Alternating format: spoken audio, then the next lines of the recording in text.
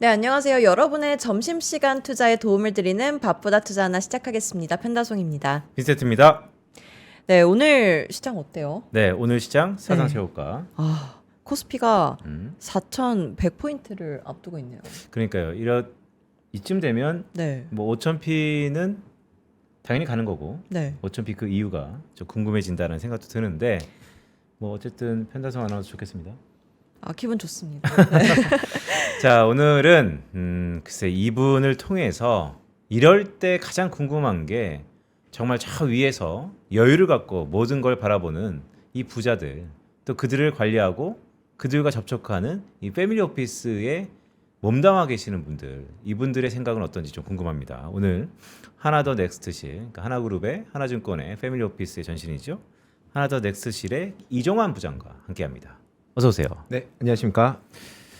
저희 저번에 상담하나 시간에 나오셨잖아요. 그쵸. 네, 이렇게 혼자 나오신 건 또 오랜만인 것 같아요. 네, 한 2달 만에 다시 오. 출연을 하게 된 것 같습니다. 그러면 2달 전에 우리 지수가 대략 어느 정도였는지 기억나세요? 야, 그때 대충 한 2,600, 2,500 정도 아, 포인트였던 것 정말요? 같은데 야. 지금 그 사이에 너무 급등을 해서 시장의 분위기가 좀 많이 바뀐 게 아닌가 싶습니다. 그러니까요. 자, 2달 남짓한 사이에 그러니까 우리 지수 크게 좀 올랐는데, 자, 먼저 이거 좀 궁금한데 지금 경주에서 네. 박물관에서 대통령 네, 미국과 한국 정상끼리 만난다 그러는데, 글쎄 뭐 패밀리 오피스 측면에서 이런 빅 이벤트들이 있으면 어떻게 카운셀링 하세요? 사실 일단 굉장히 역사적인 순간이고요. 그리고 사실 패밀리 오피스의 생각은 좀 다른 측면이 있는 것도 사실입니다. 아, 그래요? 네, 음. 사실 어떻게 보면 그 말씀하셨던 그 위에서 고고하게 있는 분들은 뭔가 특별한 투자에 수익을 해서 좀 더 자산을 확장시킬 수 있는 기회가 있지 않을까라고 생각하는데 실제로는 리스크를 회피하고자 하는 성향이 더 큰 게 사실이에요. 그래서 지금처럼 이렇게 호재들이 많이 주가에 반영이 된 상태에서는 오히려 그 이후에 공백에 대해서 또 두려움을 느낄 수가 있을 것 같습니다. 네. 그리고 또 반대로 과거에 절대 일어날 수 않는 블랙스완 같은 일들, 예를 들면은 옛날에 그 트럼프 1기 당선이라든지 뭐 브렉시트 같은 경우도 시장에서 예측하지 못했었던 일들이고요. 자, 그러면은 그걸 위해서 오히려 이벤트 프리 전략으로 이 시장에서 내 포지션을 중립화하는 것들이 좀 많이 나타나고 있는 현상인 것 같습니다. 네, 그럼 먼저 네. 더 자세하게 들어보기 전에 이 에이펙 정상회담에서 각 나라별로 핵심 쟁점들을 짚어보자면 어떤 게 있는지 간략하게 설명해 주시겠어요? 네, 사실 핵심 쟁점이라는 게 이번에 너무 재밌어요. 네. 그리고 또 재밌는 시각에서 바라볼 수 있는 것도 많을 것 같습니다.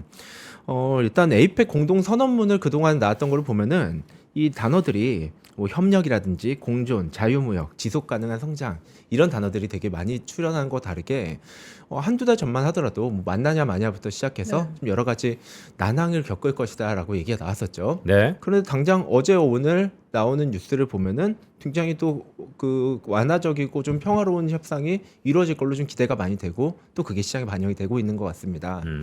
자, 그러면 아니 진작부터 이렇게 잘 하면 되지, 잘 평화 협상을 하면 되지, 왜 그렇게 진통을 겪고 나서 이제 와서 그러냐라고 할 수 있는 부분을 저는 이거를 게임 이론으로 한번 설명을 해보고 싶어서. 게임 티어리 네. 전 4시까지 가야 되는 겁니까? 아, 그렇죠. 그래요? 예, 거기서 이제 범죄자의 딜레마라는 얘기가 있습니다. 네. 뭐 너무 잘 아시겠지만 이제 두 명의 범죄자가 있을 때 둘 다 말을 안 하고 있으면은 징역 1년. 한 명만 말을 하면 말을 한 사람은 무죄 석방되고 당한 사람은 징역 10년. 네. 둘 다 말을 하면 징역 5년이 돼서 사회적인 이익으로 보면 둘 다 협상을 하는 게 적당히 손해보고 끝날 일이지만 한 명이 배신하거나 아니면 둘 다 배신했을 경우에는 개인의 선택에서는 또 그 결과가 달라질 수 있다. 이런 이론인데 네. 자, 여기 그동안은 이 미국이 패권 국가로서 어떻게 보면은 자기의 힘으로 나는 강하니까 너네들은 내 말을 따라야 돼 라든가 아니면 나는 착한 사람이니까 너네도 착했으면 좋겠어라는 평화적인 메시지를 던지거나 해서 합의가 그래도 그동안은 원만하게 이루어졌던 것이 사실인데 이번에 그 중국의 어떤 히토르라는 패권이 다시 한번 등장을 하면서 다 각 참가국들이 전략적 내시관계 즉 상황 보고 결정하겠다라는 좀 스탠스를 취할 수 있게 된 게 재밌는 현실인 것 같습니다. 그렇죠. 그러니까 네. 게임 티어리에 보면 결국 각각의 비대칭 정보에 의해서 그렇죠. 최선책이 아닌 차선책 아니면 차까지도 선택할 수 있다라는 맞습니다. 결론인데, 그런데 어쨌든 두 정상이 만난다는 것은 서로 대면을 보고 있으니까 네. 좋은 결론이 나올 수 있을 가능성이 높아졌다 이렇게 보는 건가요? 좋은 결론보다는 둘이 다른 게임을 하고 있다고 보여지는 게 맞는 것 같습니다. 자, 현재 미국은 속도의 경쟁을 하고 있는 거고요. 그리고 중국은 시간의 경쟁을 할 수 있다고 보여지는 게 히토리라는 건 사실 미국이 대체하기에는 거의 불가능한 자산인 반면에 네. 미국이 가지고 있는 어떤 AI 반도체라든가 이런 거 기술들은 지금 현재 중국에서 매년 230만 명의 공대 전공자들이 졸업하고 있는 걸 보면은 시간이 지나면 버티면은 또 금방 따라잡을 수 있지 않을까 하고 기대를 할 수 있을 것 같아요. 그래서 오히려 현재 시점에선 미국은 게임 이론상에서 오히려 강하게 압박하는 게 좋은 카드였으나 중국 입장에선 적당히 원만하게 합의를 하고 시간을 끄는 게 더 좋은 전략일 수가 있게 되는 거죠. 네. 네. 적당히 합의하고 시간을 끄는 게. 예, 맞습니다. 그런데 팀장님 이런 생각이 좀 드네요. 아까 서두에 패밀리 오피스들 즉 하이네월스 부자들은 지금 같은 이벤트를 다르게 생각한다. 네. 리스크 프리다. 네. 그렇다면 지금 막 4,000포인트, 5,000포인트를 바라보면서 열을 올리고 있는데 이럴 때는 한 발짝 뒤에서 세상에 영원한 건 없으니 보수적으로 봐야 된다라는 말씀이세요?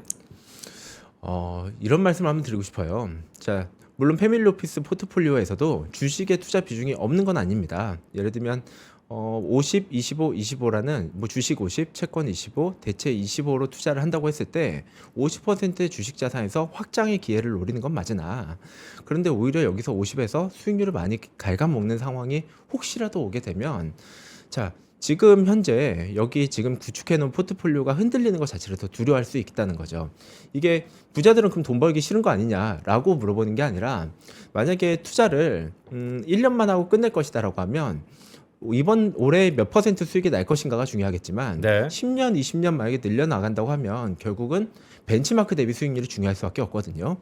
그러면 그 주식시장에 투자를 해서 자 10%의 수익이 날 때 20% 성과를 내는 것과 아니면 반대로 20% 손실이 나는 주식시장 상황에서 나는 손실을 보지 않는 것과 뭐가 더 쉽냐라고 하면은 당연히 후자가 쉬울 수밖에 없습니다. 투자를 안 해버리면 그만이거든요. 아무것도 안 하면 되니까. 그렇죠. 네. 그러면 벤치마크 대비 수익률을 얻고자 하는 그 니즈에서는 오히려 이렇게 빅 이벤트가 발생을 하고 또 빅 이벤트가 끝난 다음에 어떻게 움직일지 모르는 변동성이 확대되는 시장에서 내 포트폴리오의 변동성을 줄이는 게 시장 대비 알파 수익을 노리는 데 더 적합한 전략이라고 볼 수 있기 때문입니다. 너무 어렵게 설명드렸죠? 아니요. 네. 그러니까 이런 거잖아요. 워낙 잃을 게 많으니까 네. 기회비용이 큰 이런 무거운 포트폴리오, 그러니까 돈이 많은 포트폴리오는 버는 것도 흔히 이런 것 같아요. 뭐 500억 버나 600억 버나 차이가 있을까? 네, 벌 대로 많이 번 사람은 혹시 더 리스크에 대해서 가중치를 준다 이렇게 좀 해석하면 될까요?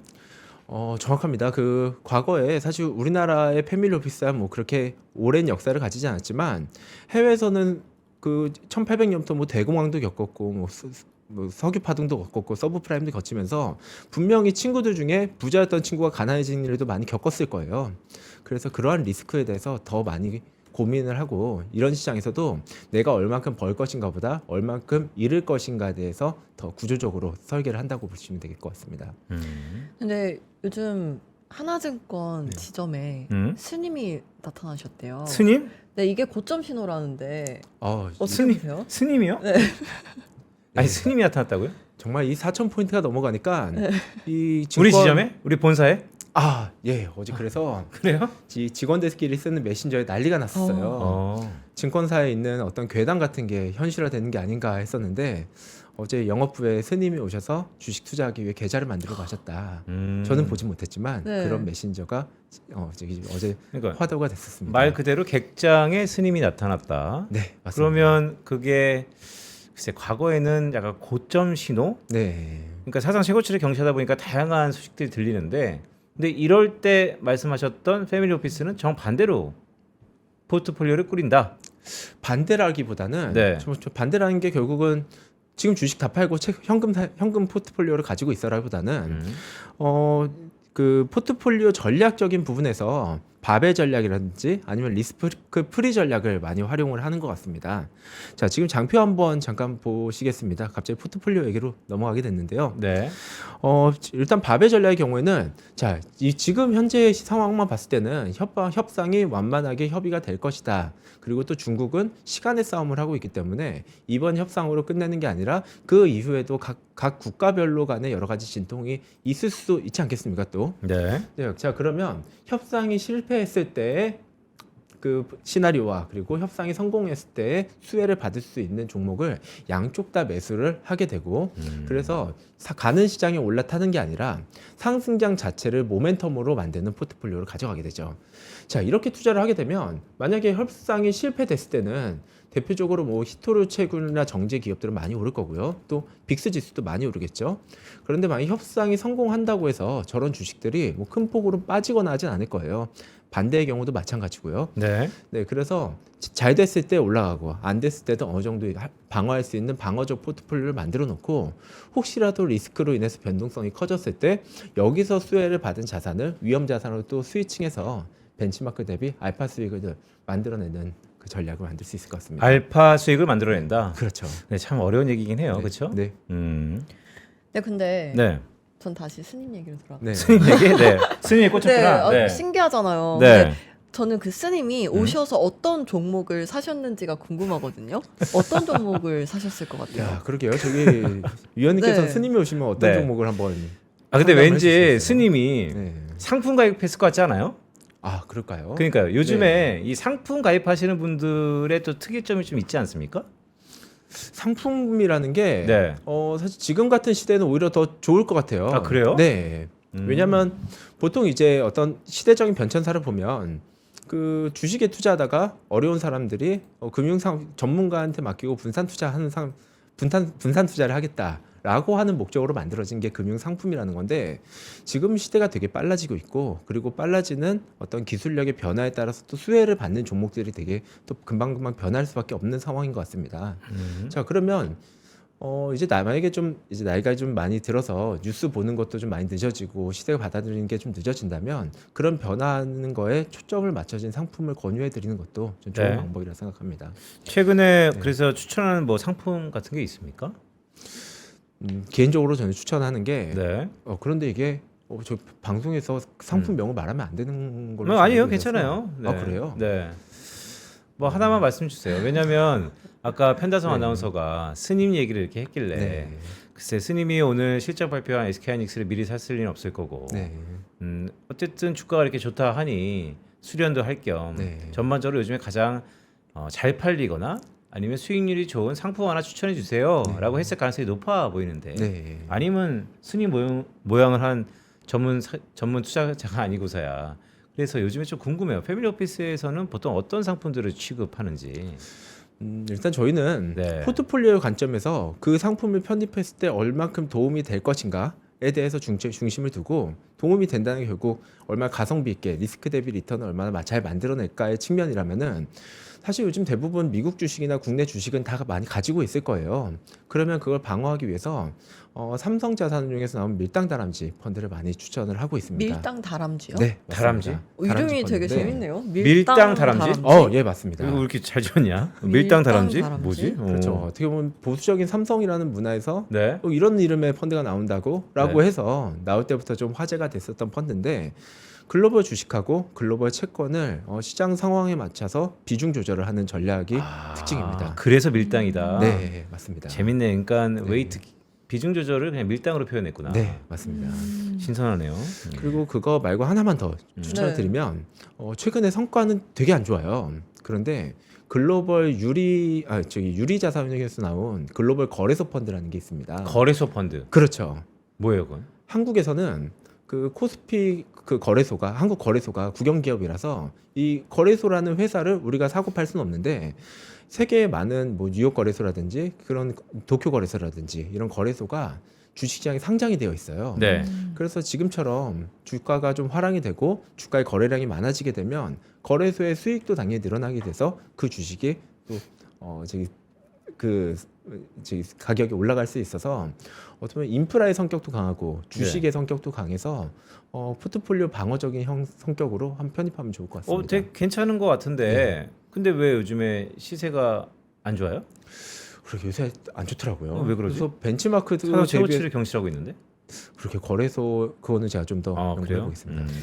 그럼 지금 유튜브 투자 채널에 출연해서 네. 말씀하고 계시긴 하지만 이 유튜브 투자 채널이나 대중매체에서 말하는 투자 방법과 내용이랑 패밀리 오피스에서 추천하는 투자 방법이 좀 차이가 있나요?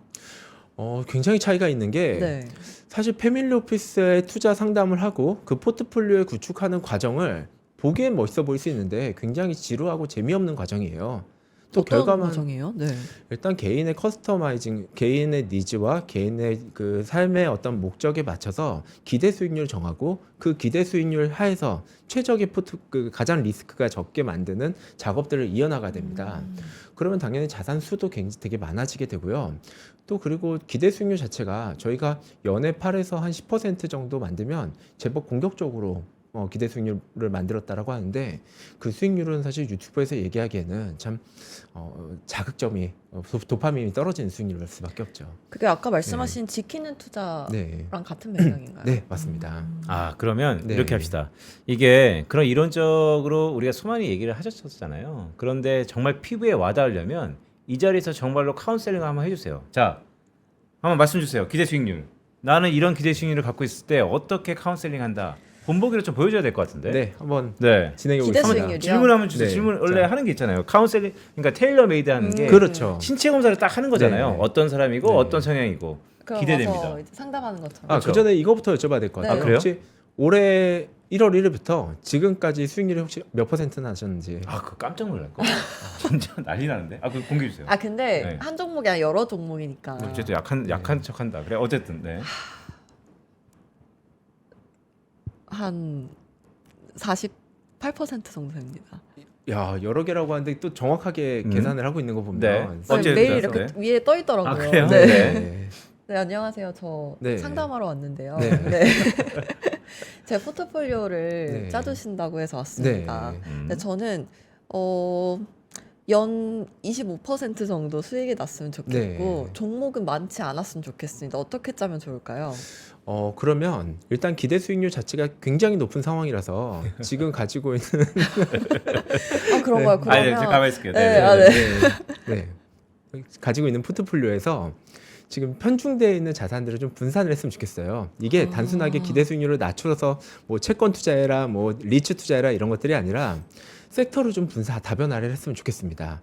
그래서 지금 뭐 사실 시작 전에 좀 들었지만 AI 반도체 섹터를 좀 많이 가지고 있는 게 네, 맞죠? 그쪽이랑 원전 이렇게 갖고 있습니다. 그렇죠. 네. 그러면 그거 외에도 조선이라든지 방산이라든지 아니면 또 그만큼의 그동안의 수익률을 보였던 금이라든지 해서 섹터의 분산 그리고 테마의 분산을 실행을 하는 게 지금은 오히려 좋을 것 같습니다. 조금 네. 분산시켜서 한 종목이 잠깐 쉬어가더라도 수익률이 유지가 되게요. 정확히 말해 쉬어간다기보다는 네. 시장에는 악재가 없을 수 있지만 또 테마 쪽의 악재는 언제든지 나올 수가 있는 상황이에요. 그러면 그 테마의 분산을 하는 것만으로도 그 개별적인 리스크를 좀 많이 축소를 시킬 수 있을 것 같습니다. 그래도 결국 네. 국내 주식 안에서의 이것 빼고 저것 빼고 그 네. 큰 범주는 국내 주식 안에서 이렇게 하는 게 맞습니까? 그러게요. 막 미국 주식도 사고. 그러니까 네. 금도 사고 네, 뭐 코인 좋아요. 또 코인도 사고 뭐 해야 될 거 아니에요.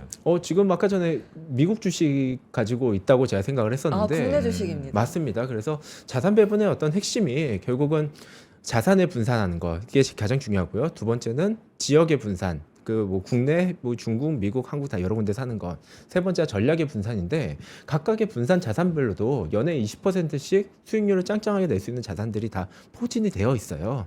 그래서 그런 자산들을 조합하면 연에 25%도 충분히 달성 가능한 포트폴리오라고 생각합니다. 감사합니다. 연에 25%. 지금 얼마 벌었다고요? 원전은 또 언제 샀대? 조용히. 네. 오케이, 알겠습니다. 소리 자, 좀 없이 샀습니다. 하나 여쭤보고 싶어요. 최근에 인플레이션 시대에 그럼 현금을 꼭 갖고 있어라. 과거 같은 경우는 새로운 기회를 도모하기 위해서 현금이 바짝 필요하다. 이게 맞습니까? 좀 반은 맞고 반은 틀리다고 생각을 하는데요. 시장에 현금성 자산들도 많이 있습니다. 그래서 아마 표현하신 게 현금 혹은 단기채를 말씀하신 거라면은 자, 어느 정도 포지션을 가지고 있는 거는 전 좋다고 봅니다. 자, 그래서 주가가 혹시라도 조정이 왔을 때 저점 매수의 기회를 삼을 수 있는 건 맞지만 사실 해외에서는 이런 전략들이 많이 논의가 연구가 많이 돼 왔었어요. 그래서 헤지펀드에서 네. 뭐 마켓 뉴트럴 전략, 그 시장의 방향성을 최소화하고 롱숏으로만 운용을 한다든지, 아니면은 이제 리스크 페리티 전략, 리스크를 최소화하는 운용을 한다든지라고 해서 굳이 채권 현금을 가지고 있지 않으면서도 수익률을 추구할 수 있는 헤지펀드들이 이미 해외에서 많이 투자가 되어 있고, 사실 이 규모가 적지가 않은 게 전체 헤지펀드 중에 한 35%가 딱 말씀하셨던 대로 위기가 왔을 때 기회를 노릴 수 있는 전략으로 운용이 되고 있습니다. 전체 35% 예, 정도가 맞습니다. 위기를 기회로 바꾼다? 맞습니다. 그러면 상당히 공격적인 자금 아니에요? 공격적이라보다 그러니까 위기를 보다는- 기회로 네. 받으려면 네. 위기가 왔을 때 폭락했을 때 엄청 사던가 네. 아니면 지금 이렇게 오를 때 완전히 내 포트를 비우고 네. 이런 극단적인 전략을 펴야지 위기를 기회로 잡는 거 아닙니까? 그렇죠. 그러면은 여기서 체계적 리스크와 그리고 비체계적 리스크를 좀 구분할 필요가 있을 것 같은데, 결국은 마켓 뉴트럴 전략만 하더라도 롱숏으로 구분으로 만들어놔서 주식을 네. 한쪽은 사고 한쪽을 매도를 해서 그걸 평행으로 맞춰버리면 시장이 전체적으로 빠질 때는 타격을 받지 않을 수가 있어요. 맞춰놨으니까. 그렇죠. 네. 그러면서도 매니저의 역량에 따라서 시장 대비 알파 수익률을 만들 수도 있고요. 그리고 또 반대로 다른 전략 중에 하나는 그 보통 은행에 돈을 넣으면 그 채권에 투자하면 금리를 받잖아요. 네. 근데 그 금리를 투자자한테 나눠주는 게 아니라 금리만큼 풋옵션을 사버리는 거예요. 네. 그래서 금리를 포기하는 대신에 시장이 급락을 하게 되면 풋옵션이 뭐 20-30배씩 30배씩 올라서 하락분을 어느 정도 커버할 수 있는 전략. 이런 건 헤지펀드 그러니까 전략들이 뭐 그런 거네요. 결국 예금하고 네. 이자 나오면 이자 한 푼, 두 푼 주지 말고 그걸 로또 사겠다. 그렇죠? 네, 네, 맞습니다. 되면 한탕주의. 예. 예. 아 그런 것도 전략이 많습니까? 로또가 생각해 보니까 네. 주시장과 상관관계가 0이라서 네. 투자하기 좋을 것 같다는 생각이 무스런데 들긴 했는데 그러네 네. 생각해 보니까. 네, 사실 어떻게 보면 극단적 리스크 해치 전략이라 그래서 진짜 근데 그런 상품을 개발해야 되는 거 아니에요? 네, 크라이시스 콜레이션이 서로 0이면 네. 사람들 그런 니즈가 엄청 있을 것 같은데 네. 야금야금 모아서 적금 딱 2년치 했는데 세금 내고 이거 갖고 네. 로또 한번 괜찮지 않을까요? 그래서 과거에 네. 실제로 예전에는 그 옵션 매수 전용 계좌라는 게 있었어요. 아마 그게 2012년에 없어졌던 것 같은데 그때만 하더라도 매달 풋옵션 100만 원치 사는 전략. 그러니까요. 요거 예전에 유행했던 거 아마 위원님도 잘 알고 계실 네, 거예요. 자체 예. 연금 복권. 그렇죠. 근데 네. 왜 없어졌어요? 그 시대 조정하고 그 우리나라 사람 어땠을 것 같아요? 편포 이번에 이렇게 벌었잖아요. 매달 아마 시도했을 걸? 네. 네. 아 그래서 등등 없어졌군요. 뭐 여러 가지 네. 이유가 있습니다. 자, 그럼 되게 중요한 게 올해 금 이런 거 엄청 떴잖아요. 네. 패밀리 오피스의 포트폴리오에서 이런 금과 같은 대체 자산 비중이 얼마 정도 돼요? 이 패밀리 오피스도 사실 서구권하고 동양권하고 그 포트폴리오가 좀 다르게 형성이 됐었어요, 사실은. 네.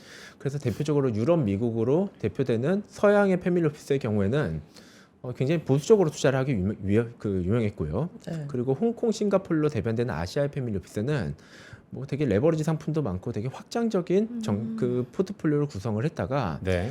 그 말씀하셨던 금 같은 대체 상품들이 2022년부터 그게 금액이 그 비중 자체가 되게 폭발적으로 확장이 되게 된 계기가 됐던 것 같습니다. 네. 그래서 금 같은 경우는 최근에 폭락을 했지만 오히려 폭락했기 때문에 저는 더 신뢰할 수 있다라고 생각을 하는 게 오. 최근에 계속 그 금의 상승이 양적 완화 때문에 나스닥이 그 시장에 돈이 풀려서 금값도 올라가는 게 아니냐, 이 얘기는 사실 주식화된다는 얘기거든요. 네. 그럼 주식하고 같이 움직이는 금을 굳이 투자할 필요가 없을 겁니다. 그런데 이번에 시장은 올라갔는데 금은 내려간다. 이 얘기는 상관관계가 여전히 낮음을 의미를 하는 거고, 또 반대로 시장이 꺾였을 때 금은 다른 움직임을 보이지 않을까 하고 기대를 할 수 있어서 금에 대한 사랑은 계속될 것으로 지금 보여지고 있고 지금도 이미 많이 투자가 되고 있습니다. 차트를 보니까 이제 금이 온스당 4,000달러를 깨졌네요. 네, 맞습니다. 좀 많이 내려가긴 했구나. 금이랑 근데 전 아까 그 저 상담해 주실 때 단계가 있다고 했잖아요. 네. 그 상담해 주신 단계 그거를 조금 더 자세하게 듣고 싶거든요. 네, 포트폴리오 짜 주실 때 네. 어떤 순서대로 상담을 하시고 포트폴리오를 짜 주시는지? 일단 포트폴리오의 목적 자체가 네. 지금의 삶을 지속할 가능하게 하고 그걸 원전하게 이전하기 위함이 목적이라서 네. 일단 어떤 삶을 살고 싶은지에 대해서 가장 먼저 서두를 던지는 것 같아요. 그러니까 제가 네. 아까 네. 약간 보고 싶었던 게 네. 그러니까 우리 시청자분들께서 네. 이종환 팀장이라는 사람이 가끔 나오는 것 같은데 네. 도대체 하나증권에서 뭐 하나더 넥스트라 그래서 뭐 패밀리 오피스만 네. 한다 그러는데 네. 사실 패밀리 오피스 서비스 받으려면 어마어마한 자격 조건이 있잖아요. 아유, 아무나 못 맞습니다. 받잖아요. 네, 맞습니다. 근데 이제 이런 유튜브가 좋은 게 네. 약간 간접 경험이라도 아 저런 사람이 저런 서비스를 하는구나. 네. 나도 한번 받아보고 싶다. 예. 이런 걸로 한번 경험해 보려고 네. 제가 한번 여쭤봤던 거예요. 네. 네, 어떻게 순서대로 하는지 등등. 맞습니다. 네, 그래서 물론 우리 편다성 아나운서가 올해 유능한 투자자의 수익률을 갖고 있어요. 그쵸, 그래서 48%. 예. 사실 더 돼요. 근데 보통 사람들하고 이제 범주가 좀 다르긴 하지만 그래도 한번 아까 말씀하셨던 것처럼 어떤 거부터 그러니까 결국 당신의 철학이 무엇입니까? 이렇게 네. 시작하는 겁니까? 네, 그 당신의 철학처럼 이렇게 거창한 질문을 해서 네. 손님을 곤란하게 만들지는 않고요. 네. 네, 그래서 그냥 지금 현재 상황들이 분명히 있을 거예요. 네. 뭐 자녀에 대한 어떤 결혼에 대한 건지, 아니면 또 언제까지 일을 하실 거라든지, 그리고 일을 그만둔다고 한다면 네. 또 그 이후에 흐름이라든지 음. 이렇게 개인적인 재무적인 목표가 첫 번째로 있을 거고요.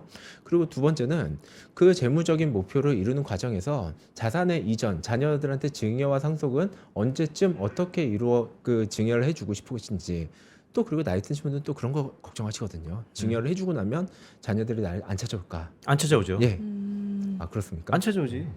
네, 네. 그런 걱정도 많이 하고 있어요. 그래서 우리가 그거 있잖아요. 우리 유언 그룹 유언신탁 그래도 예, 있는 거 아니에요? 우리 그룹에? 맞습니다. 네. 그래서 그런 걱정까지도 하고 있어서 네. 그런 손님의 어떤 이런 문맥상의 내용들을 금융적으로 어떻게 풀어내고 또 그거 어떻게 스케줄링 할 수 있을까에 대해서 저희가 이제 고민을 하고 그리고 그걸 맞추기 위한 수익률 관리를 하다 보니까 그래서 앞서서 말씀드린 것처럼 패밀리 오피스의 자산 배분 전략이 확장적인 포트폴리오보다는 방어적인 포트폴리오가 더 우세한 위치를 차지하고 있는 게 아닌가 싶습니다. 아 근데 말씀을 쭉 보니까 처음에 자기가 자기의 재무 설계를 어느 정도 꼭 알아야 돼요. 그것도 모르는 사람이 있을 거 아니에요. 내가 돈이 네. 이렇게 많은데 그러니까 대부분 사람들은 그지 않나? 이거를 뭐 언제까지 일을 할지는 자기가 자발적으로 선택할 수 있는 사람이 상당히 희소하고 네. 근데 돈을 어느 정도 갖췄다 하더라도 이걸 어떻게 써야 될지 잘 모르는 사람들은 이종환 팀장님 찾아가면 안 되는 거예요? 이게 뭐 사실 장기판도 마찬가지지만 옆에서 훈수가 더 잘 보인다고 본인이 하기엔 되게 어려울 수 있어도 네. 또 그걸 같이 상담할 수 있는 사람과 또 같이 스케줄링 하는 거는 또 다른 문제인데다가 최근에 이런 포트폴리오가 워낙 과학적으로 수학적으로 많이 발달을 해서 이걸 개인이 체계적으로 하는 것보다는 확실히 전문가의 도움을 받는 게 조금이라도 리스크 대비 리턴을 높일 수 있다는 게 한 꼭지가 될 수 있고요. 그리고 또 이거는 지난주에 상담했던 사례예요. 네. 어떤 손님이 한 분 찾아오셨는데 그동안 뭐 주식도 채권도 나름대로의 자산 배분을 열심히 해왔었는데 이제 60이 넘고 은퇴를 할 나이가 되니까 이거 하나하나 신경 쓰기가 너무 귀찮다. 그리고 특히 계좌를 열어봤더니 마이너스 한 70%난 자산들도 있더라고요. 그러면 그거를 남은 이걸 손절하라고 얘기할 수 있는데 내 스스로 이걸 손절하기가 이거 쉽지 않습니다. 맞아요. 네. 그거 쉽지가 않대요. 뭐예요? 그러니까 마이너스 된 자산을 네. 이거 그냥 손절하고 다른 걸로 돈 벌자라고 선뜻 못 한다고 그러니까 그 그게 선택을 못 한다 그게 하더라고요. 어떤 심리예요? 이게 결국 이거를 손실을 확정시키고 싶지 않은 심리인 거죠. 그러면 이 종목은 자식 물려줘야겠다라는 생각으로 아니, 자식한테 좋은 걸 물려줘야지. 반려주식. 네, 반려주식이라 맞아. 어? 네. 뭐야 반려주식은? 반려주식 나와 함께 쭉 가는 주식이라는 네. 아, 네. 그러니까 좋은 가치는 있으나 네. 지금 때를 못 맞춰서 네. 결국 내 후세한테 너 때는 때가 오겠지라고 전가시킨다. 그렇죠. 주식에 대한 믿음 혹은 믿음은 있지만 믿음이라기보다는 신앙은 있지만 네. 현실과는 좀 다른 움직임을 보였을 때 그걸 매도하기가 되게 쉽지가 않아요. 그런데 그거를 옆에서 조언해주면 또 지금 이 돈이라도 건져라라고 쉽게 얘기할 수가 있게 되는 거거든요. 그럼 그거 한번 비기 좀 저희 시청자분들한테 한번 알려주세요. 그러니까 네. 제가 진짜 죽어도 팔기 싫은 사람이야. 그런데 뭐라 그러면 이 사람이 딱 팝니까? 이거는 정석적인 질문이 있습니다. 뭐예요? 만약에 돈이 있으면 그 주식을 살 거냐라고 다시 한번 물어보면은 지금 여러 가지 어떤 그 종목의 하락한 사유를 보면 선뜻 사고 싶지 않은 종목이거든요. 야, 똑똑한데. 네. 그러니까 네. 물어본다는 거지. 제가 예. 초심으로 돌아가서 네. 만약에 네. 시간을 거꾸로 네. 그 돈이었으면 이거 살 거냐? 네. 당연히 안 산다 그러죠. 그렇죠. 아. 그럼 방송에 나오는 빈센트님이 말씀하신 것처럼 아. 살 거면 주도주 사야지. 마이너스 10% 나오는 네. 이 종목 살 거냐. 네. 그런 답변을 좀 괜찮은데? 질문들이 네. 있을 것 같습니다. 그렇게 물어보는구나. 네. 그러니까요. 그런 비기를 좀 알려주세요. 우리 시청자분들한테. 네, 알겠습니다. 여기 뭐냐? 여기 여기로 전화하면 이게 되는 겁니까? 네, 저기 전화 주시면 네. 저희 지점 훌륭한 네. 지점 직원분들께서 네. 이런 상담을 잘 해드릴 겁니다. 저를 전화해서 하나도 네. 넥스트 팀의 네, 이종환 팀장님, 네, 나 매도 안 된다. 네. 그렇죠? 지금 채팅창 보니까 현대차 간에 반려주시다라고 하신 분이 있는데 아 현대차? 왜? 관세 협상 잘 되면 괜찮은 거 아닌가? 아니래요? 어떠세요? 저희 빈센트 돈 있으면 현대차 지금 사실 겁니까? 이렇게 하는 질문이군요. 그러니까 차 아니면 주식 어떤 거요? 아 그렇죠. 네. 네, 아 네. 그렇게 훅 들어오는 질문이 정말 좋네요. 네. 좋습니다. 자 근데 오늘 뭐 하려고 그랬었지? 제가 오늘 저희 이제 네, 그거 봐야 돼요. 음, 패밀리 오피스 음. 투자 동향. 투자 동향. 네, 어떤지. 최근에 투자 동향이 좀 바뀌었습니까?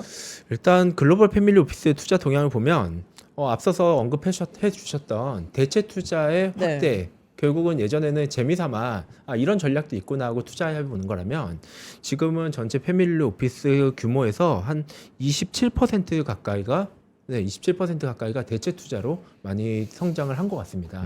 자, 그래서 개인의 투자 포트폴리오하고 기관의 포트폴리오는 과거엔 굉장히 많이 달랐어요. 아 네. 그런데 해가 갈수록 점점 우리 그 개인의 패밀리 오피스 포트폴리오도 기관 포트폴리오하고 유사해지는 모습을 보여주고 있는 게 첫 번째입니다. 그게 의미하는 게 뭘까요?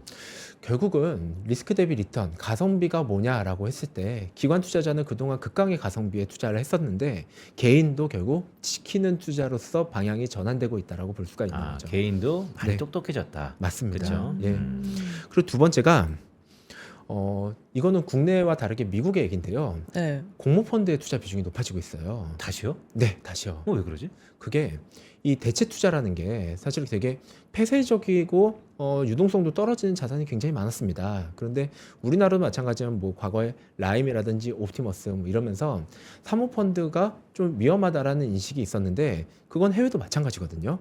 그런데 이 우리나라 사모펀드도 이 포트폴리오를 살펴보면 굳이 왜 사모로 출시를 했을까? 공모로 출시하기에도 뻔한 주식형 자산들이 많은데 라고 생각하시는 분들이 많을 겁니다.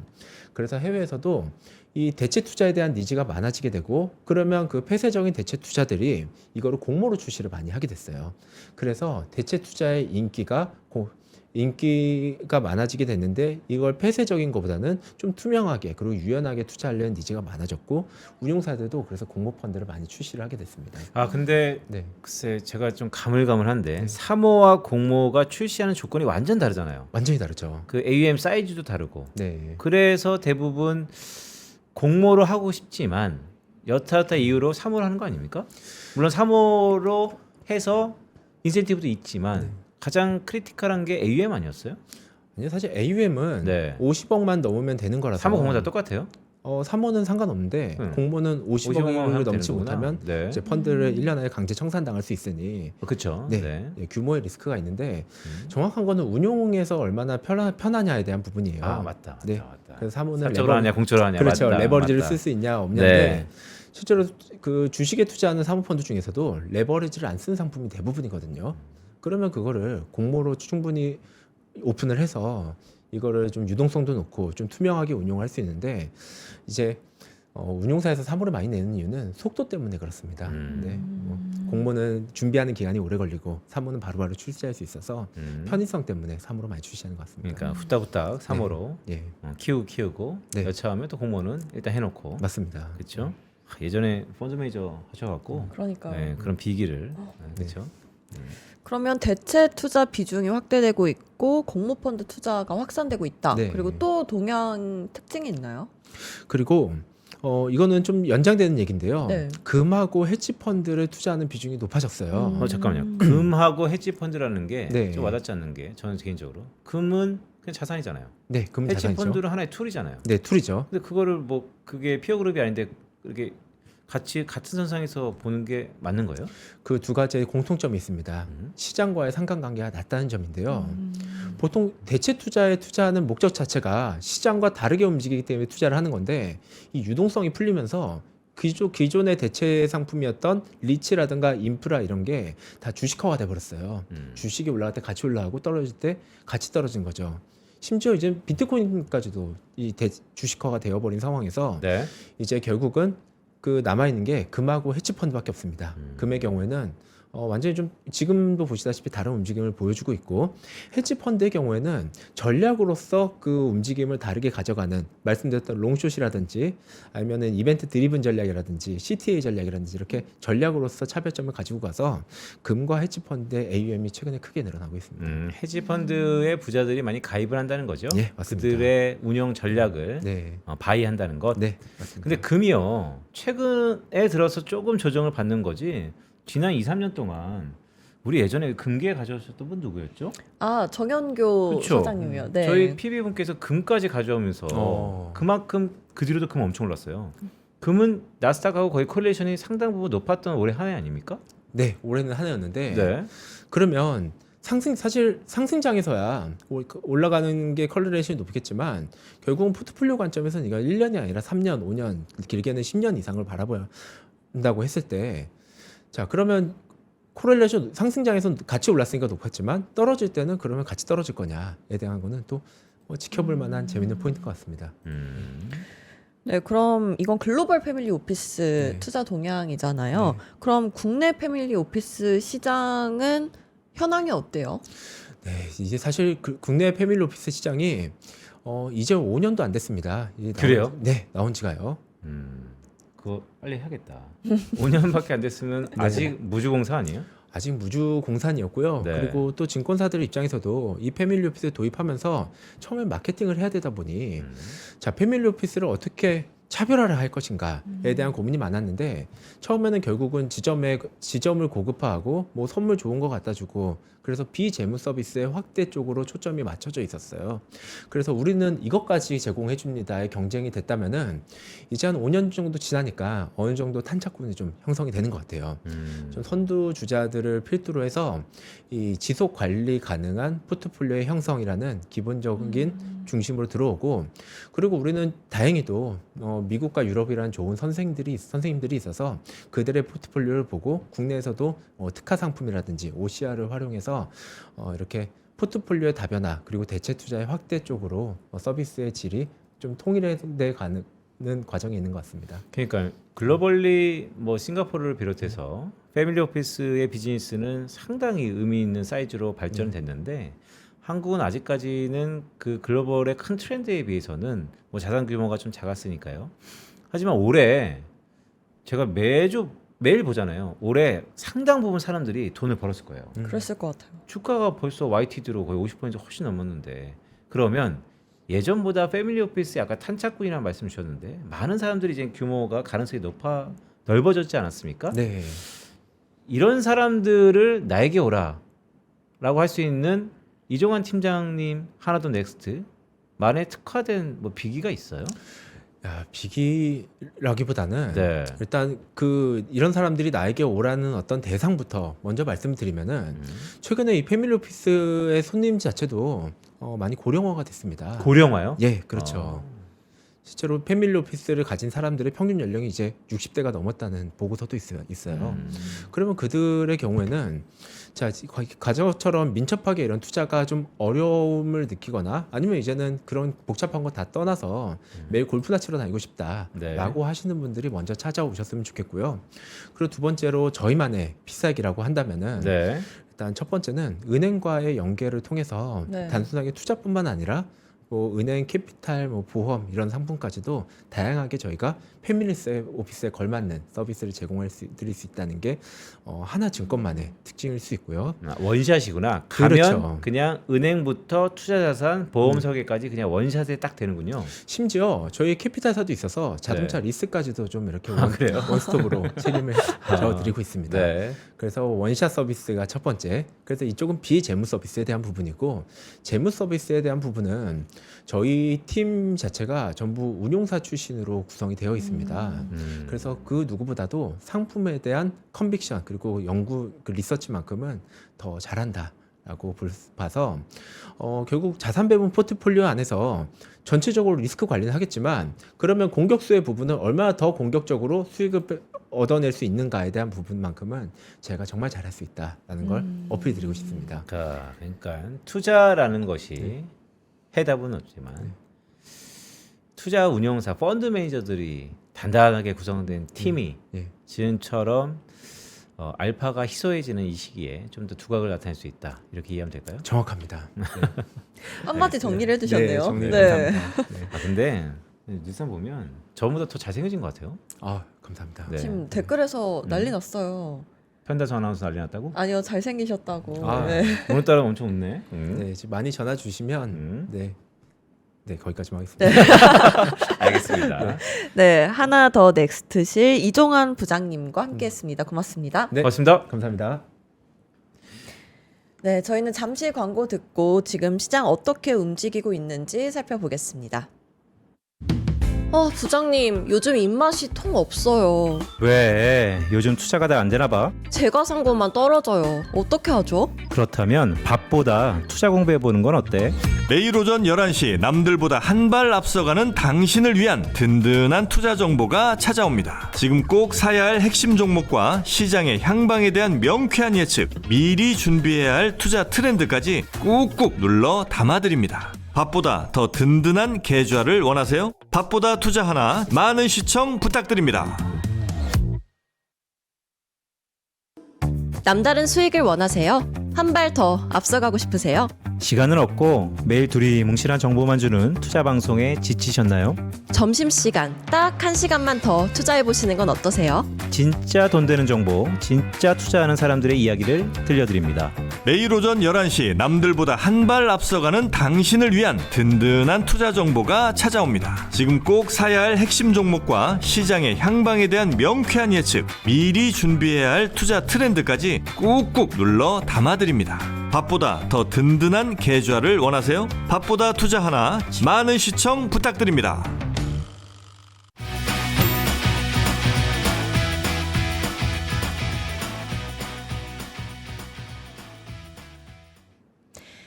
네, 마켓 이슈 하나하나 시간입니다. 지금 시장 분위기 좋은데요. 이 기분 좋은 날 정혜민 PB와 함께 시장 분위기 알아보겠습니다. 어서 오세요. 어서 오세요. 네, 안녕하세요. 하나증권 정혜민 PB입니다. 정혜민 PB. 자, 정혜민 PB가 수요일마다 오고 있죠? 네, 수요일마다 오고 네. 있습니다. 어이구. 네. 어이구. 네. 100%가 인사를 하네요. 네. 네. 자, 우리 장이 사상 최고치를 경신하고 있는데 전반적인 시장으로 한번 봅시다. 어떤가요? 오늘 시장은 반도체와 원전이 주도하고 있다고 해도 과언이 아닌 장입니다. 잠깐만요. 반도체랑 원전? 뭐 깜짝 왜 놀랐어. 그러세요? 아니 빈센트가 계속 이렇게 말하셔가지고 네. 저 누가 보면 되게 돈 많은 줄 알겠어요. 돈 많잖아요. 없어요. 자, 4,066포인트 현재 지나고 있는데 전반적으로 업종 흐름 어떻습니까?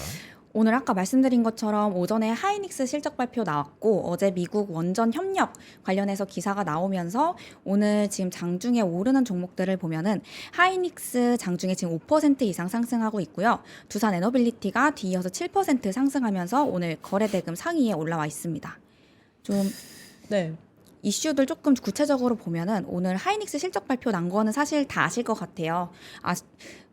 매출액이나 영업이익이 컨센 대비해서는 살짝 미스가 나기는 했는데 그 이후에 발표가 된 가이던스에서 지금 HBM4가 주요 고객들과 내년 공급에 대한 협의가 모두 완료가 되었다 하고 지금 사이클은 17년도와 18년도 사이클과는 다르게 지금 AI 패러다임이 도입이 되었고 그 패러다임이 지금 뭐 데이터뿐만이 아니라 로봇이나 그 외적으로도 확산될 수 있는 여지가 충분하다라는 이야기가 나오면서 지금 하이닉스가 투자자들의 좀 다시 한번 반도체에 이렇게 불을 지피는 역할을 했고요. 그리고 어제 엔비디아 GTC도 같이 진행이 됐는데 거기서 젠스낭 CEO가 블랙을 사상 최대 규모의 주문 수주 잔고를 확보했다. 누적 수주액이 지금 5천억 달러 돌파했다라는 이야기가 나오기도 했고 그리고 오늘 또 젠스낭이 한국에 방문해서 트럼프 대통령하고 한국에서 만날 예정입니다. 그리고 그 만난 거를 기반으로 내일 한국에서 삼성, 현대차, SK와 어떻게 좀 AI 관련해 가지고 협력을 어떻게 할지 공개가 나올 거다. 까지 이렇게 좀 모멘텀이 짜라락 이어지면서 반도체뿐만이 아니라 지금 반도체 하위의 기판 쪽, 전력 쪽 전체적으로 다 좀 불이 지펴지는 모습입니다. 그러니까 바야흐로 반도체 세상이 네. 왔다라고 할 수 있겠는데 혹자는 반도체 에라 뭐 이런 얘기도 하는데 자 시가총액 순위로 한번 보죠. 역시 삼성전자, SK하이닉스가 SK하이닉스 5% 오르네요. 네, 지금 5% 장 초반엔 한 2-3% 가량으로 시작을 했는데 지금 점점 올라오는 모습을 좀 보여주고 있습니다. 그리고 지금 두 번째로 보면 오늘 거래대금 상위에 두산 에너빌리티가 있는데요.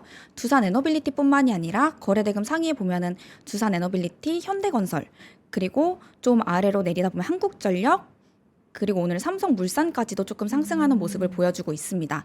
보면은 지금 미국 정부에서 카메코하고 웨스팅하우스에서 최소 800억 달러 협약을 할 거다라는 이야기가 나왔는데 최근에 저희가 미국 원전은 조금 이렇게 상승세가 둔화된 모습을 보여줬었잖아요. 이게 모멘텀이 아니라 실제 수주로까지 이어질 수 있느냐에 대한 투자자들의 의구심이 조금 반영되었던 건데 어제 협약이 발표되면서 이제는 수주로 이어지고 그 하단에 조금 하청 수주를 받을 수 있는 두산 에너빌리티, 한정기술, 현대건설까지도 이제 수혜를 볼 수 있다가 나오면서 오늘 장중에 많이 상승하고 있습니다. 네. 네, 그리고 트럼프가 방한해서 조선소를 방문한다는 뉴스도 계속해서 있었는데 조선주들은 좀 어때요? 오늘은 좀 계속해서 상위 대금 순으로 보면은 삼성중공업도 지금 보합 수준으로 있고 화나오션은 장중에 지금 1.3% 정도 하락하고 있습니다. 최근에 저희가 한미 협력하면은 마스가라고 해가지고 조선 쪽이 가장 좀 이슈를 받긴 했는데 어제 도널드 트럼프 대통령이 한국에 오기 전에 일본에 먼저 방문을 했잖아요. 일본에 가서 지금 한일 조선소를 건설하겠다라고 하면서 협력에 대한 구체적인 뭔가 체결을 하고 왔어요. 그렇게 되면은 이제 한국보다는 조금 일본 쪽에 힘을 쏟는 게 아니냐라는 우려와 함께 조금 투자 심리가 약해진 모습을 보여주고 있습니다. 네, 그리고 오늘 북한이 시험 발사를 했다는 뉴스도 있었는데 트럼프가 방한을 하면서 김정은 위원장도 만날 수 있다라는 발언도 맞아요. 했었잖아요. 그 이 사실 이슈는 트럼프 대통령이 계속해서 북한에 러브콜을 했잖아요. 내가 한국을 방문하게 되면은 북한도 같이 방문을 한번 하고 싶다라는 러브콜을 계속 보냈는데 그럼에도 불구하고 북한에서 어제 순항 미사일을 시험 발사를 한 번 더 했습니다. 한 2시간 가량 이렇게 날렸다고 하는데 그렇게 되면서 사실상 북한의 조금 암묵적인 거절이 아닌가라는 얘기가 나오면서 남북 경협주 관련해가지고 최근에 조금 시세를 주려고 했던 현대 엘리베이터는 지금 장중 한 5.6% 하락하는 모습을 보여주고 있습니다. 아 하락해요. 왜냐하면 북한식의 또 환영 인사인 줄 알았는데 어쨌든 우리 증시는 관련돼서 종목들의 좀 변동성이 있다 이렇게 이해하면 되는 거죠. 근데 또 이게 트럼프 대통령이 을 향해서 이렇게 미사일을 발사했다고 해도 어느 순간 트럼프 대통령이 경주에서 김정은 대통령과 나는 뭐 긴밀한 관계를 가지고 있다라고 SNS에 한번 올려주면 또 이렇게 변화가 계속해서 나오는 섹터이기 때문에 이거는 계속해서 좀 주의할 필요가 있을 것 같습니다. 자 오늘 2차 전지 어떻습니까? 최근에 2차 전지가 뭐 바닥을 완전히 봐서 상방이 열려 있다. 아니 상방은 여전히 제한돼 있다. 여러 가지 이견이 좀 분분한 것 같은데. 오늘은 2차 전지 섹터 괜찮습니다. 지금 특히 괜찮은 종목이 삼성 SDI가 지금 장중에 한 6% 정도 상승을 하고 있는데요. 삼성 SDI 같은 경우에는 3분기 실적이 나왔습니다. 지금 적자는 그대로 이어지고 있지만 지금 증권사에서 나오는 리포트들 보면은 4분기에는 적자폭이 조금 개선이 될 거고 전망치를 봤을 때 26년에 ESS양 외형 확대가 계속해서 이어질 것이다 라는 이야기가 나오면서 오히려 현재 실적과는 좀 반대되는 상승되는 가이던스 발표로 지금 장중에 계속해서 상승하는 모습을 좀 보여주고 있습니다. 네. 네, 그리고 다른 산업들도 볼까요? 오늘 좀 제가 말씀드리고 싶었던 게 좀 계속해서 스트레스를 받았을지도 모르는 카카오 주주분들. 카카오. 네, 지금 장중에 8% 상승하고 있습니다. 왜요? 사실 카카오 같은 경우에는 우리나라 AI에 대한 좀 의구심이 많아가지고 전반적으로 하락하는 모습을 보여줬었는데 어제 카카오에서 챗 GPT를 탑재한 그런 좀 업데이트된 거를 발표를 했습니다. 그리고 나서 GPT가 도입이 잘 됐다라고 하면서 골드만삭스에서 긍정적인 리포트가 발간이 됐어요. 잠깐만요. 카카오톡에 뭐가 탑재됐어요? 챗 GPT가 탑재가 돼서 나는- 업데이트를 한번 해주셔야 됩니다. 어떻게? 네, 저는 사실 저번 카카오톡 업데이트 이후로 약간 조금 두려움이 생겨가지고 아직 업데이트를 하지 않은 상황인데 지금 하신 분들 말 들어보면은 GPT가 굉장히 괜찮다라는 의견이 많더라고요. 그래서 그거에 대한 기대감으로 지금 장중에 8% 정도 상승하고 있고 따라서 네이버도 지금 5%가량 상승하는 모습을 보여주고 있습니다. 네이버도 그럼 카카오가 상승하면서 같이 상승을 하는 건가요? 아니면 특별한 이슈가 따로 있는 건가요? 특별한 이슈는 사실 없고요. 특별한 이슈는 없는데 지금 카카오랑 네이버는 네카오라고 묶여가지고 네. AI 쪽에서 같이 움직이는 경향이 좀 있기 때문에 그거에 대한 영향으로 지금 카카오를 시작으로 해서 네이버뿐만이 아니라 뭐 마음 AI라든지 그런 AI 관련돼 가지고 조금 주목을 받는 종목들이 같이 상승하는 모습을 보여주고 있습니다. 네, 그럼 이제 공포 탐욕 지수 한번 보겠습니다. 오늘 코스피가 매우 탐욕 지수가 조금 내려갔네요. 원래 94 이랬던 걸로 기억하는데. 그러니까요. 네. 지수가 이렇게 사상 최고치인데. 근데 사상 최고치인데 저희가 지금 나오는 건 어제 날짜 기준으로 나오잖아요. 아. 네. 어제 날짜 기준으로 보면은 사실 외국인들이 많이 매도를 한 시장이 연출되었기 때문에 네. 그게 좀 반영이 돼서 탐욕 지수가 조금 내려간 것 같습니다. 근데 그럼에도 상세 종목들을 보면은 여전히 삼성전자, 하이닉스, 에너지솔루션 시가총액 상위에 있는 종목들은 전부 매우 탐욕에 위치해 있습니다. 그리고 코스닥도 보면은 코스닥도 매우 탐욕 지수 88 점수로 해서 지금 2차 전지 위주로 매우 탐욕에 위치되어 있는 모습을 볼 수 있습니다. 네, 어저께 기사들을 보니까 이렇게 사상 최고치를 경신하고 있는데 오르는 종목과 내리는 종목의 비율이 여전히 뭐 양극화 시대에 너무 편중되어 있는 거 아닌가. 여전히 대부분 사람들은 수익률이 좋지 않아서 포모 현상이 극대화되고 있지 않는가에 대한 우려가 있는데 정혜민 PB가 지금 어느 지점, 마곡 지점에 계시죠? 네, 저 마곡에 있습니다. 마곡 사람들은 어떻습니까?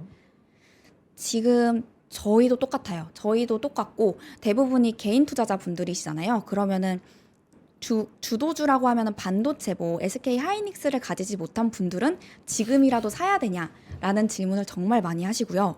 그러면 저는 그냥 주도주가 뚜렷한 대형주들은 여전히 매수를 해도 괜찮을 것 같다라고 답변을 드리고 있습니다. 어디서 많이 들어본 단어들인데요? 네, 여주 사투리로. 네. 네, 여주에 가면 네, 주도주 산다 뭐 등등이죠. 네, 그래서 안 그래도 이제 앞으로 이 공포 탐욕 지수를 바탕으로 우리가 어떻게 투자를 진행해야 될까를 조금 고려를 해보면은 오늘 오전에 빈센트도 말씀을 해주신 것처럼 주도주는 여전히 사보는 게 어떻냐 이런 식으로 말씀을 주셨는데 저도 똑같은 생각을 가지고 있습니다. 지금 주도세가 뚜렷한 대형주들은 사실 모멘텀이 많이 남아 있다고 저는 보고 있거든요. 그래가지고 주도세가 뚜렷한 대형주들은 계속 꾸준히 가져가는 모습으로 바이 더 딥 조금 떨어지면 오히려 더 담는 식으로 가도 괜찮을 것 같고 오히려 대형주가 아닌 나머지 종목들은 상황에 따라서 비중 조절을 해야 된다라고 보는 시장을 지금 그렇게 보고 있습니다. 네, 우리 시장 쭉 한번 살펴봤고요. 이제 오후장 투자 전략 세워보겠습니다. 오후에 투자자들이 어떤 점 주목해보면 좋을까요? 말씀드린 것처럼 지금 이슈가 너무 뚜렷하기 때문에 오후에는 사실 오전에 오르는 종목들을 매수했다면 지켜보는 게 맞는 장인 것 같고 오후에는 뭔가 내가 뭘 좀 매수를 해야 되나 싶으면은 대형주들은 이미 가지고 있다라는 가정하에 지켜보고 네. 좀 이제는 코스피에서 코스닥으로 넘어갈 수 있는 종목들을 찾아보는 게 맞지 않나라는 생각을 조금씩 하고 있습니다. 코스피에서 코스닥으로. 네. 오늘 우리 코스닥 지수도 코스닥 지수는 하락이네요. 네, 지금 사실 코스닥 지수는 큰 모멘텀이 남아있는 게 없기 때문에 오히려 지금 상승이 조금 제한되고 있는데 이제 본격적으로 11월 말쯤 되면은 지금 바이오 쪽에서도 학회들이 계속해서 진행이 되고 2차 전지도 이제 26년이 되면은 본격적으로 업황이 개선된다라는 말이 나오고 있기 때문에 지금 가지고 있는 대형주들은 그대로 두되 오를 수 있는 종목들을 선별해서 코스닥으로 이제 서서히 진입을 해야 된다라고 저는 보고 있습니다. 그래요. 오를 말에 올라타는 게 아니고 일단은 코스닥도 한번 찾아보자. 네, 눈여겨보자라는 말씀 주셨는데 내일이 30일이죠. 삼성전자 분야별 실적을 좀 발표되는 것 같은데 어떨 것 같으세요? 뭐 예상 실적이 좋게 나왔기 때문에 뭐 그거에 대한 걸로 좋지 않을까. 사실 안 좋게 나왔다고 해도 지금 뭐 디램이라든지 낸드 관련해 가지고 가격은 계속해서 추세가 상승하고 있기 때문에 오히려 세론이 나오면은 기회일 수 있다. 뭐 그런 관점으로 저는 계속해서 대형주들은 좋게 보고 있습니다. 정혜민 PB가 뭐 거침없네요. 그러니까요. 네, 그러니까요. 너무 거침이 없었나요? 아니요, 좋습니다. 자, 그렇다면 오늘의 오후장 투자 전략의 한마디는 어떤 겁니까? 저도 빈센트를 조금 따라하겠습니다. 아, 뭐 좋습니다. 여주사. 여주사. 네. 네. 여전히 주도주들은 살을 조금 바꿔서 뭐 사랑하자. 여주사. 여전히 주도주를 사랑해보자. 네, 알겠습니다. 이렇게 가겠습니다. 자, 여주사 여전히 주도주는 살아있다. 주도주를 사야 된다. 등등. 뭐 사랑하자. 사랑하자. 얘기지. 여러분, 주식을 사랑하는 것은 여러분의 그죠. 개취입니다. 위험하죠. 네. 알겠습니다. 자, 마곡에서 오셨고요. 수요일마다 저희 시황을 빛내주고 계시는 분 정혜민 PB와 함께했습니다. 고맙습니다. 네, 감사합니다. 네, 그리고 저희 이벤트 안내해드리고 마무리하겠습니다. 저희 지금 이벤트 계속해서 진행 중인데요. 저희 영상이 올라오면 인상 깊었던 부분을 댓글로 달아주시고 신청까지 해주시면 매주 추첨을 통해서 치킨 세트 드리고 있습니다. 많은 참여 부탁드립니다. 네, 여러분들의 영원한 염원이자 여러 같은 성원에 입어서 제가 한번 계속 쪼르고 있습니다. 오프라인으로 치킨 한번 같이 해주세요. 너무 좋죠. 뭐 이렇게 저 제가 치킨 좋아합니다. 쪼르고 있으니까요. 네. 여러분들의 많은 참여 부탁드립니다. 네, 밥보다 투자하는 내일도 알찬 정보로 돌아오겠습니다. 고맙습니다. 고맙습니다.